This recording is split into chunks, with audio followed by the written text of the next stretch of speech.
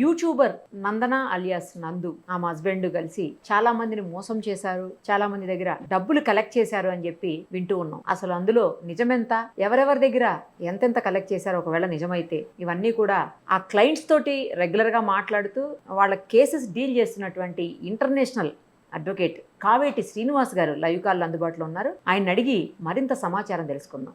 నమస్తే అండి శ్రీనివాస్ గారు. నమస్తే అండి. నమస్తే. ఏం జరిగింది అసలు? ఈ నందు అలియాస్ నందన యూట్యూబర్, ఆమెతో పాటు ఇంకొక యూట్యూబర్ కూడా ఎవరో ఉందని వింటున్నాము. అసలు ఏం జరిగింది? ఎందుకు అంటే డబ్బులు అంతగా తీసుకొని జాబులు ఇస్తామని ఎట్లా మోసం చేయగలిగారు? అన్ని లక్షల రూపాయలు ఎట్లా చేయగలిగారు అసలు? ఇప్పుడు ఫస్ట్ ఆఫ్ ఆల్ అండి, ఇప్పుడు మనం అందరం ఇక్కడ ఈ బయట దేశాలకు వచ్చిన తర్వాత ఫస్ట్ వర్క్ పర్మిట్లు, దాని తర్వాత గ్రీన్ కార్డులు, పర్మనెంట్ రెసిడెన్సీ చేసుకుంటారు. చేసుకున్న తర్వాత వ్యాపారాలు ఓపెన్ చేస్తారు, కంపెనీ పెడతారు. కంపెనీ పెట్టిన తర్వాత వీళ్ళు ఇప్పుడు ఐటీ కంపెనీ పెట్టారు, దాని తర్వాత రెస్టారెంట్ పెట్టారు, కన్స్ట్రక్షన్ కంపెనీ పెట్టారు. 12 కంపెనీలు రిజిస్టర్ చేశారండి.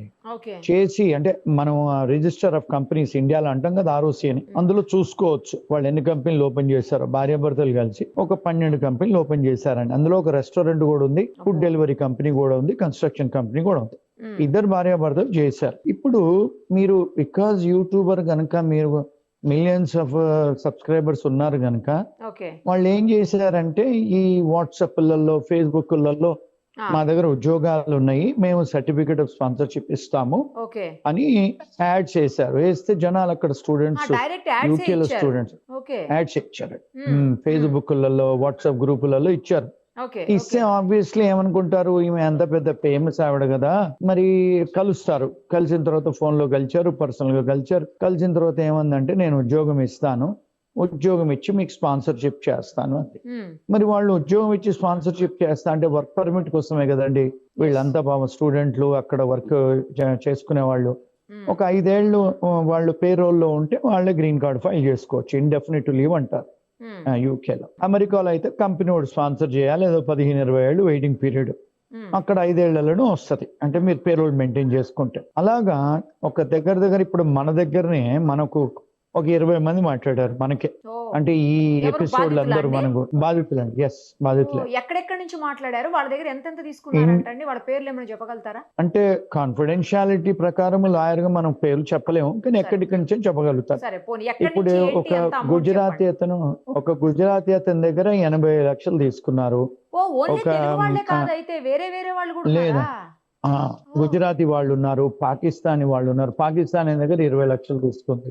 పంజాబీ వాళ్ళు ఉన్నారు, అందరి దగ్గర తీసుకున్నారండి. వీళ్ళు తీసుకున్న తర్వాత ఏంటంటే వీళ్ళందరి దగ్గర తీసుకొని మరి వాళ్ళకు ఉద్యోగాలు ఇవ్వాలి కదా, మరి స్పాన్సర్షిప్ చేయాలి కదా. విచిత్రం ఏంటంటే వాళ్ళకి అసలు మీరు ఒక వెబ్సైట్ ఉంటది ఇమిగ్రేషన్ లాలో, మీరు ఎవరెవరికి ఉన్నాయి ఈ సర్టిఫికేట్ ఆఫ్ స్పాన్సర్షిప్ అని చూసుకుంటే అందులో అసలు వీళ్ళ కంపెనీలు ఒక్కట్లేవండి. అంటే వీళ్ళకి అర్హతనే లేదు.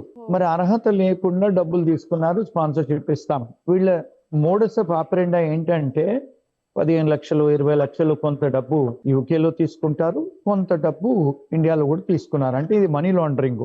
తీసుకున్న తర్వాత ఏం చేస్తారంటే మళ్ళీ వాళ్ళు ఫోన్ లో రారు, తర్వాత మీ ఫోన్ బ్లాక్ చేసేస్తారు. దిస్ ఈస్ ద ప్యాటర్న్ అన్నట్టు. ఇప్పుడు అంత పెద్ద వాళ్ళు అలా చేస్తారు అనుకోరు కదండి. ఇప్పుడు ఆమె సినిమాలో యాక్ట్ చేయటం, వాళ్ళు వస్తే మొన్న ఏదో హైదరాబాద్ లో ఏదో ఆ పిల్లోడికి ఏదో కట్టారంట, అది ధోతి కడితే పెద్ద ఫంక్షన్ అంట, కోట్లలో ఖర్చు పెట్టి. అంటే ఇప్పుడు జనాలు ఒక స్టేటస్ కి వచ్చిన తర్వాత నమ్ముతారు కదండి. ఇప్పుడు సిటిజన్స్ అయిన తర్వాత నమ్ముతారు, మీకు కంపెనీ ఉందంటే నమ్ముతారు, మళ్ళీ మీరు సెలబ్రిటీ ఇంకా నమ్ముతారు. అలా అందరు ఇచ్చారు. కొంతమందికి మళ్ళీ వాళ్ళకి వీసాలు ఏం లేకపోతే వెనక్కి వెళ్ళిపోయారు, అక్కడ కంప్లైంట్ ఫైల్ చేశారు. ఎక్కడ మన ఇబ్రాహీంపట్నం, అక్కడ ఆంధ్రాలో, తెలంగాణలో, ఇప్పుడు ఈవెన్ గుజరాత్ లో కూడా ఫైల్ చేశారు కేసులు.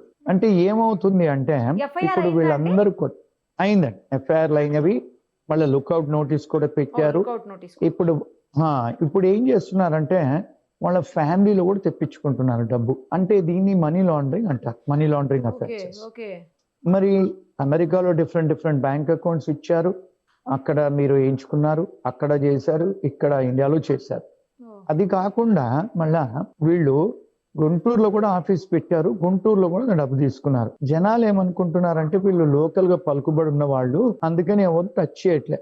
కానీ ఇప్పుడు ఇంతమంది మీలాంటి ఛానల్ వాళ్ళు అందరూ బయటికి తీసుకొచ్చిన తర్వాత వాళ్ళందరినీ ఇప్పుడు ఎఫ్ఐఆర్లు కడుతున్నారు. సిబిసిఐడి ఆయన డీజీపీ గారు మాట్లాడుతున్నారు, సత్యనారాయణ గారు మనుషులను పంపించారు, లుక్అవుట్ నోటీసులు పెట్టారు, కాగ్నిజెన్స్ తీసుకుంటున్నారు. వాళ్ళ లాయర్ ఒక ఆమె టీవీలో వచ్చేమంటది, యూకే సిటిజన్స్, యూకే కంపెనీస్ వాళ్ళను ఇక్కడ తీసుకోవడానికి లేదు కాగ్నిజెన్స్ అని. అది తప్పుడు సంకేతం అండి. Corruption act, British corruption act అని ఒకటి ఉంది, మనీ లాండరింగ్ అఫెన్సెస్ ఉన్నాయి యూకేలో కూడా, అక్కడ కూడా, యూకేలోను ఇండియాలో కూడా. ఈ లాండరింగ్ ఆఫ్ మనీ చేసి మీరు ఎప్పుడైతే మీరు ట్యాక్సులు ఇవేట్ చేస్తారో, మీ దగ్గర ఇంకోటి ఏంటంటే కాస్ట్ సర్టిఫికేట్ ఆఫ్ స్పాన్సర్షిప్ కూడా దొంగ కాగితాలు ఇచ్చారంట, ఫ్యాబ్రికేటెడ్ కాగితాలు. అంటే మీరు గవర్నమెంట్ కాగితాలు కూడా దొంగ తయారు చేసి ఇచ్చారు. అంటే ఎన్ని సీరియస్ అఫెన్సెస్ చెప్పండి. ట్యాక్స్ ఎవేజన్ గుజరాత్ ఉంది. అతని దగ్గర 80 లక్షలు అని చెప్పారు కదా సార్ మీరు ఇందాక. అలా ఇంకెంతమంది మీకు మాట్లాడారు, మీతో ఇంకెవరెవరు మాట్లాడారు, ఎంతమంది దగ్గర ఇంకెంత తీసుకున్నారు? మన దగ్గర ఒక 12 మంది మాట్లాడారండి. అందులో గుజరాత్ ఆయన ఉన్నాడు, పాకిస్తాన్ ఉన్నాడు, మనకు తెలుగు వాళ్ళు ఉన్నారు 2 రాష్ట్రాలలో. మొత్తంగా ఎంత అది amount కాకుండా ఉండొచ్చు? కోట్లలో అండి, కోట్లలో ఉంది, క్రోర్స్లలో ఉంది. ఇప్పుడు యూకేలో మీకు 15,000 to 20,000 మీకు లోకల్ కరెన్సీ అంటే మరి పౌండ్స్ డాలర్ కంటే పెద్దది కదండి. అవును. ఇప్పుడు 1,000 పౌండ్స్ ఇస్ ఈక్వల్ టు 1,20,000, 1,30,000.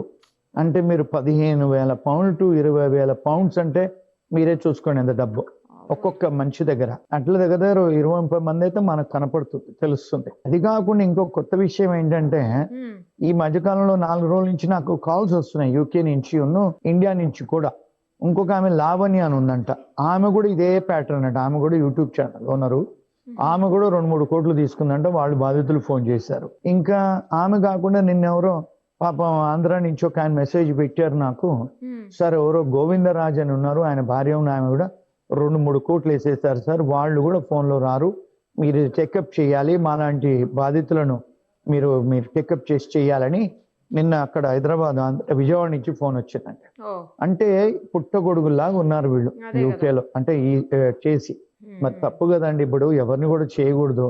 మళ్ళీ మన వాళ్ళు నమ్ముకుని ఉంటే మన వాళ్ళని చేయడం ఏంటండి? ఇప్పుడు వీళ్ళకి అంటే ఎలాంటి శిక్షలు పడే అవకాశం ఉంటుంది శ్రీనివాస్ గారు? ఎందుకంటే మనీ లాండరింగ్ కాబట్టి, అందులోనూ వీళ్ళు ఇక్కడ లేరు కాబట్టి, తిరిగి ఏమన్నా ఇండియాకి రప్పించే అవకాశం ఉంటుందా ఈ కేసులో?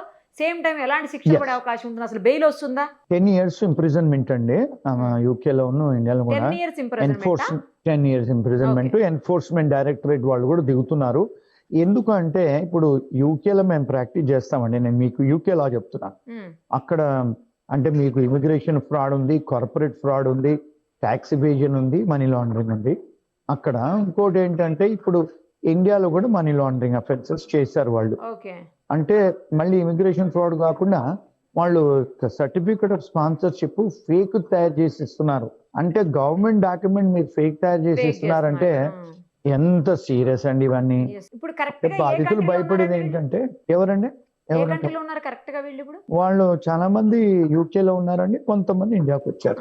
అదే కరెక్ట్ గా తెలియట్లేదు అంటున్నారు వీళ్ళ. అంటే వాళ్ళు ఎక్కడ ఉన్నారు నాకు తెలియదు అండి. అంటే వీళ్ళు మన బాధితులు, అక్యూజ్డ్ ఎక్కడ తెలియదు, కానీ వీళ్ళు మాత్రం మన విక్టిమ్స్ అంతా గుంటూరులో 2-3 ఉన్నారు, వచ్చారు మా ఆఫీస్ కి, విజయవాడ ఆఫీస్ కి. అక్కడ వచ్చారు. ఇప్పుడు యూకేలో కూడా వస్తున్నారు next week. I will be there in London అండి.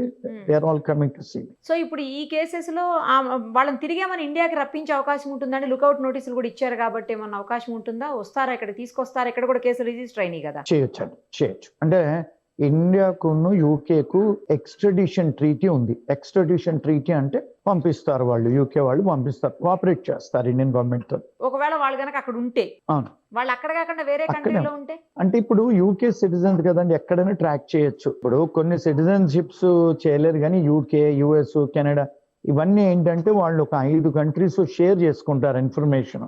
ఇప్పుడు for example UK citizen New Zealand వెళ్ళారనుకోండి, న్యూజిలాండ్ గవర్నమెంట్ అడిగితే వాళ్ళు షేర్ చేస్తారు మీకు ఇన్ఫర్మేషన్. అట్లా 5-6 కంట్రీస్ తో షేర్ చేసుకుంటారు వీళ్ళు, ఈ ఆంగ్లో సాక్సన్ కంట్రీస్ అన్ని. ఎక్కడికి పోవటానికి లేదండి, వాళ్ళు ఎక్కడికి పోవటానికి. కొంతమంది అంటున్నారు సార్ నీరవ్ మోడీ పోతేనే ఏం చేయలేదు, కింగ్ ఫిషర్ చేస్తే. అది ఎవ్రీ కేస్ ఇస్ డిఫరెంట్ అండి. నిర్లిప్తత చాలా మందిలో ఉంది. అంటే వాళ్ళ ఫ్యామిలీ ఉన్నారు కదండి. ఇప్పుడు వాళ్ళ నాన్నగారు అకౌంట్ లో వేసారు, ఆయన్ని కూడా అక్యూజ్ చేశారు కదా, మరి ఆయన్ని పట్టుకొని పోతే వస్తారు కదా. ప్రాపర్టీస్ ఉన్నాయి, వేశారు. కొన్ని అకౌంట్లు అక్కడ వేసుకున్నారు, కొన్ని ఇక్కడ వేయించుకున్నారు యూకేలో. వాళ్ళు చాలా మనీ లాండరింగ్ చేశారండి. Tax evasion, money laundering. అంటే కేవలం జాబ్స్ ఇప్పిస్తామని లేకపోతే కోర్సెస్ లో జాయిన్ చేస్తామని ఆ రెండేనా సార్ రీజన్స్, ఇంకేమన్నా చెప్పి తీసుకున్నారా? జాబులు ఇస్తాము ఒకటి, రెండోది స్పాన్సర్షిప్ చేస్తాం, వర్క్ పర్మిట్. ఇప్పుడు ఎట్లయితే అమెరికాలో H1 ఉంటది కదండి, అవును. సిమిలర్ గా Tier 2 వీసాలు అంటారు యూకేలో.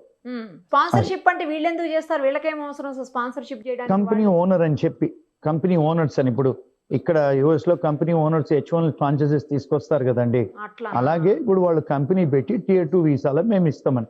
ఇప్పుడు రెస్టారెంట్ పెట్టింది ఆమె, రెస్టారెంట్ లో వంట షెఫ్లకు జాబులు ఇస్తా అని చెప్పి చేసిందండి. ఒక అమ్మాయి నాకు ఫోన్ చేసింది, ఆమె డాక్టరు, ఫిజికల్ థెరపిస్ట్. ఆమె కడుపుతోనే ఉందంట, కూతురుతో పోయింది, చాలా ఘోరంగా ఆమెతోని బిహేవ్ చేసిందంట. 5 గంటలు ఇచ్చిందంట, జీతం సరిగ్గా ఇవ్వకపోవటం, తిట్టడం, నీకేం తెలుసు అని. ఆమె ఫిజికల్ థెరపిస్ట్, డాక్టర్ అమ్మాయి. మరి స్టూడెంట్ గా ఉన్నప్పుడు ఏదో పనులు చేయాలి కదండి రెస్టారెంట్ లో. అట్లా అంటే మనీ లాండరింగ్ కాకుండా even human rights violation, modern slavery కూడా చేశారు. వాళ్ళ దగ్గర ఎందుకు జాబ్ చేసిందండి ఆమె, డాక్టర్ అయి ఉండి? అంటే ఇప్పుడు చదువుకునేటప్పుడు పరీక్షలు రాసి లైసెన్స్ రాకముందు చదవాలి కదండి, ఫీజులు కట్టాలి కదా. మరి 20 గంటలు 30 గంటలు పని చేయాలి కదా బయట, ఫీజులు కట్టుకోవాలి కదా, అందుకని చేస్తారు. ఫోన్ చేసి మాట్లాడింది అమ్మాయి నాకు, హైదరాబాద్ అమ్మాయి. ఆమంటది, సార్ నేను ఫిజికల్ థెరపిస్ట్ సార్ ఇండియాలో, ఇక్కడ కూడా యూకేలో కూడా ఫిజికల్ థెరపిస్ట్ సార్. నేను పనిచేసేటప్పుడు చాలా ఘోరంగా నన్ను బిహేవ్ చేసి తిట్టడం, అది ఇది అని, అసాల్ట్ చేయటం, బ్యాటరీ చేయటం అన్ని చేస్తుంది. మరి ఇప్పుడు ఏంటి సార్, వాట్ నెక్స్ట్, ఏం జరుగుతుంది ఈ కేసులో? నెక్స్ట్ అండి, ఇప్పుడు నేను next week I'm there in London. We're going to file complaints in all different agencies.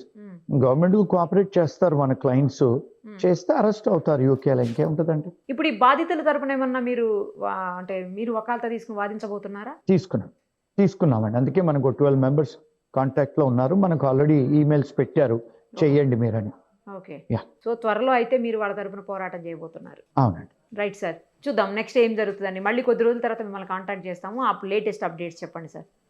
Thank you. Okay, thank you so much. Thanks sir, thank you very much.